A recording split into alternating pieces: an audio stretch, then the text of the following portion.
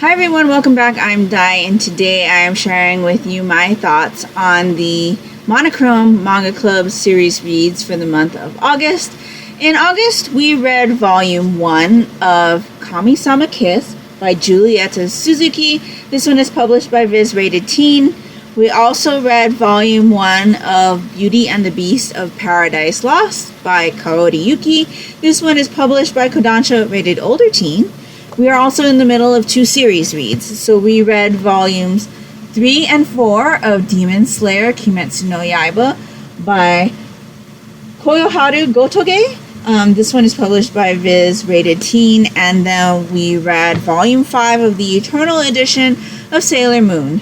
Pretty Guardian Sailor Moon by Naoko Takeuchi. This one is published by Kodansha Rated Teen. So because this is a first impressions type video, I will not be talking about these series here, but if you are interested in hearing my thoughts on those series, definitely check out my DSIS 19 diaries, and I will talk to you about them there. So let's get into the two first in a series reads that we had for the month. Just in case this is your first time watching one of these videos from me, the Monochrome Manga Club is an in-real-life manga club that I host at a local Barnes & Noble. Each month we read two first-in-a-series reads, and we are doing two separate series reads. So, yeah, I just thought it would be nice for me to share my thoughts with you on these series in case you might be interested in reading them, or if you want to join along with our reads. I will let you know what September selections will be at the end of this video, and then you can come and tell me your thoughts on the reads in these videos down in the comments below. So, first off, Kamisama Kiss. So this is a story about our main character named Nanami. She lives with her dad, and her dad likes to gamble, and he basically squanders away all of their food and rent and all of that to gamble. And one day he just flees. He leaves her to fend for herself because debt collectors are after him. And so she basically loses her house, or her place to stay is out on the streets. She is a high school student, and she doesn't know what she's going to do.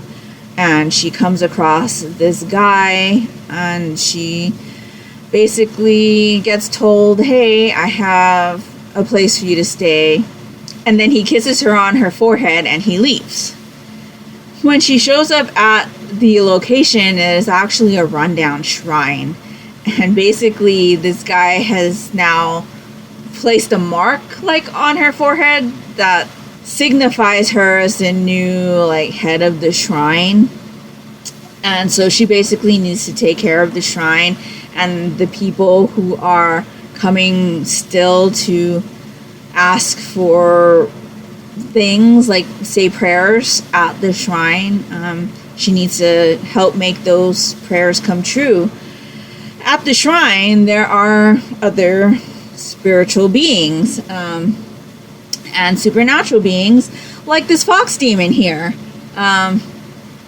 who has been taking care of the shrine since the master has been away, and he wants to have nothing to do with our main character. So he ups and leaves, and she's basically there to fend for herself. She really has no choice because she doesn't have a place to stay. But by him up and leaving, that just causes a bunch of other issues.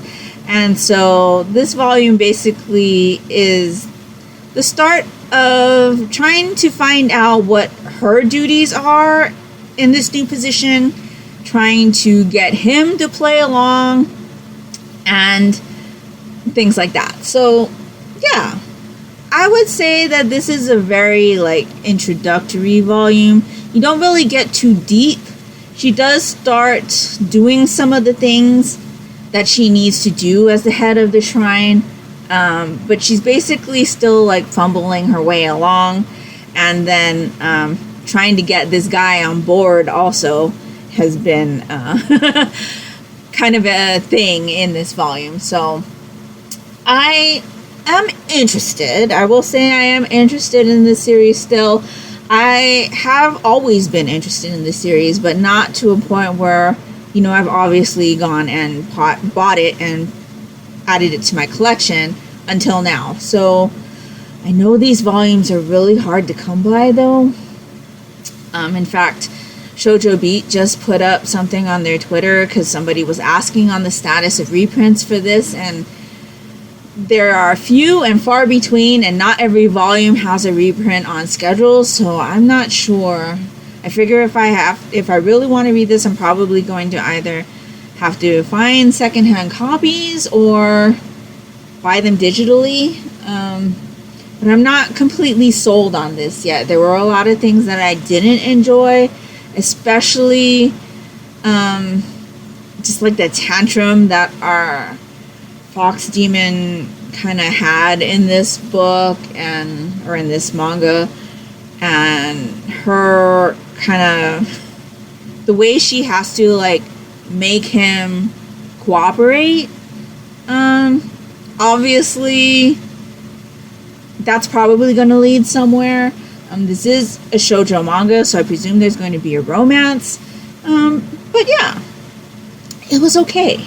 I am interested in continuing, but I'm not completely sold on this series yet. So that is Kamisama Kiss. And then Beauty and the Beast of Paradise Lost. This is a Beauty and the Beast retelling with a little bit of a horror element to it. So this is definitely not your like Disney Beauty and the Beast. This is Beauty and the Beast with horror elements. There is our character here on the cover.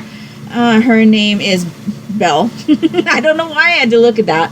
Her name is Belle. She is living with both of her parents at the time that this manga starts, and she goes off into the woods and comes across the Beast. Her mother finds her, and the Beast is known to only take beautiful women. And so when her mother finds her, the Beast is already like there trying to get a different woman. And he notices Belle's mom and goes after the mom instead. And the mom pushes Belle off the cliff, basically to safety, so that the Beast doesn't get her daughter. But her father, Belle's father, blames Belle for her mother's disappearance. He constantly tells Belle that she's ugly, and if she had been more beautiful, then her mother wouldn't have been the one to get taken by the Beast, and he wouldn't be alone. And he basically blames a lot on Belle for being ugly, and he treats her really, really poorly. And so she ends up escaping and lands herself at the Beast's palace. It is very much Beauty and the Beast. There are a few things here and there that are different, at least from like their standard Disney like telling of Beauty and the Beast. The art style to me kind of looks a little bit different from Kawariyuki's normal, or I say normal, the art style that I'm more familiar with from Kawariyuki. I did read Grand Guignol Orchestra several years ago, and to me the art style in that is very different from this. This is almost cutesy.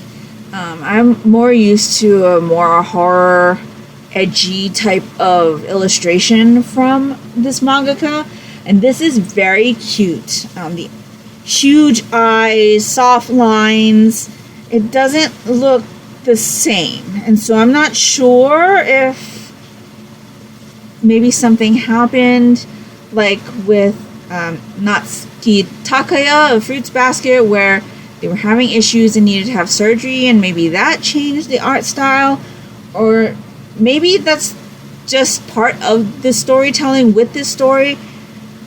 The art style is meant to reflect the cuteness of Belle, maybe a little bit more. It's more exaggerated. But yeah, I thought this was okay. This wasn't what I was expecting, I mean, I was definitely expecting a Beauty and the Beast retelling with horror elements, but it's not different enough for me at this point of the first volume. I really, really don't like her dad. Her dad is a real jerk. He treats her really badly.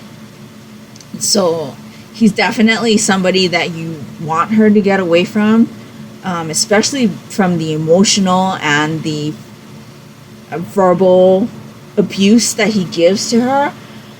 And so, yeah, I'm interested to see where this one will go. I will say I'm a bit disappointed because this wasn't as good as I thought it was going to be. Meaning that I expected it to be more different from the Beauty and the Beast that I'm more familiar with than what this volume gave me. But there is an element in here that I'm very curious about. So I'm definitely going to continue reading because I'm, like I said, have questions about one particular aspect of what was brought up in this volume. But yeah, this one was just okay for me as well. And so both of the volumes this month weren't as good as I was hoping they were going to be, but I'm still interested enough to continue both series.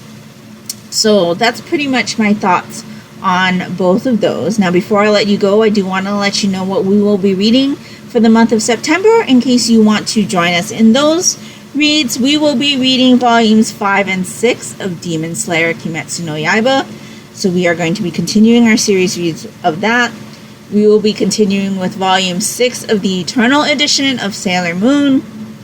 I do not have my copy yet, and so that is on its way to me. And then as far as the first in a series volumes go, I'm going to be taking it easy in the month of September. So we are going to be reading volume 1 of Solo Leveling. This one is illustrated by Jubu, and the original story is by Chugong. This is published by Yen Press, rated older teen. I have already done a series first impressions video on not only this manhwa, but the light novel version of this story. So I'll go ahead and link that down in the description box below in case you're interested in my thoughts. But this is basically about a low-level demon hunter who, his level is so low that when he shows up on jobs, people get comfortable. They think the job is not going to be too bad because if he's there, there's no way it could be very difficult, right? So they go in to clear out this dungeon of monsters, and they kind of have to do this because when these dungeons pop up, if they don't clear them out and close them, the monsters will come out and wreak havoc onto society. So they go into this dungeon. It is as easy as everybody thinks, but it turns out that it's a rare double dungeon. So within the dungeon that is the lower level dungeon, there's another dungeon, and that dungeon is like a high level dungeon. So the people that were hired for this job aren't skilled enough for that dungeon, but they have to go in and clear it because, again, if they don't do it, the monsters will come out. So obviously the people there don't fare too well against what's inside that second dungeon. And right before our main character gets killed, a little window pops up in his vision, and it says, do you want to be a player? And our character just basically thinks, I don't really have anything to lose. Sure, I'll be a player. And this series follows him learning what he's agreed to, and learning how to use the abilities that he's gained from becoming a player. This is very video game-esque, so if you're into playing like video games that have to deal with killing monsters and things, this is kind of along those lines, but we're following this guy like in real life playing this video game in his head that nobody else can see. So I did really, really enjoy the story. I will say that I'm interested to revisit this because it's been a little bit since I've read the light novel and this volume, but it is full color. And so, yeah, I'm really looking forward to talking about this with my manga club members. So that's that one. And again, like I said, I do have a series first impressions video on this already, and a comparison with the light novel. So for more of my thoughts on it, you can check out my video, link down in the description box below. And then we'll also be reading volume 1 of Animal Crossing. Deserted Island Diary. So this is Welcome to Animal Crossing New Horizons, volume 1, story and art by Kokonasu Rumba. This one is published by Viz, rated all ages. It says, read the gag-filled adventures of 4 goofy villagers living among the Animal Crossing New Horizons characters. Includes bonus animal guide with gaming tips. So I just thought this was going to be super cute. It's a nice short read. Chachimaru is on the cover right here. His name is Dom in the American version, but Chachimaru. And so, yeah, I've been wanting to read this for a bit, and it seems like it's going to be a nice, easy, entertaining read. Animal Crossing is a game that I really, really enjoyed playing. And so, yes, I am ready to visit some of those characters again, and that will be our reads for September. So like I said, if you'd like to join us in any of the reads, you can read those volumes and then let me know your thoughts on them in the comment section of my Monochrome Manga Club series first impressions video, and then we can discuss the volumes together. So if nothing else, you would just like to let me know that you were here.